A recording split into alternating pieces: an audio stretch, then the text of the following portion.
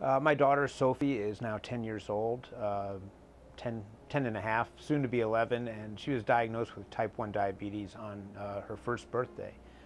She had been in daycare at a local daycare center, and the daycare providers there were understandably a little bit nervous about taking her back, and we had concerns about how we would be able to return to work and have Sophie be safe in the daycare center.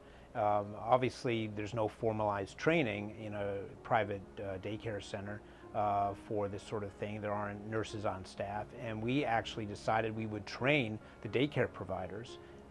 And fortunately, one of the daycare providers was familiar with in this case, type 2 diabetes in her grandmother. Both my wife and I are physicians, and we felt that we were able to train the daycare providers to make the necessary adjustments to insulin and to figure out how many carbohydrates Sophie was getting with various meals and snacks.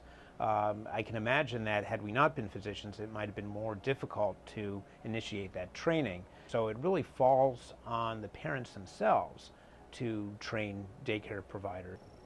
I'm not sure what we would have done for daycare had we not been able to stay at the center where we were.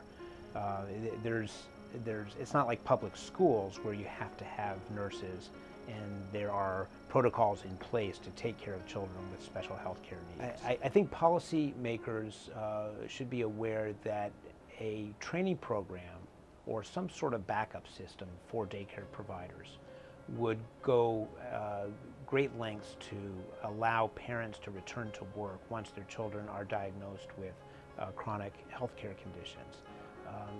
It's very important for daycare providers to know that they have support, and having, for example, nurses who are available to them to back them up, to answer their questions, to support them through the day as they're caring for these children when they're outside of the home.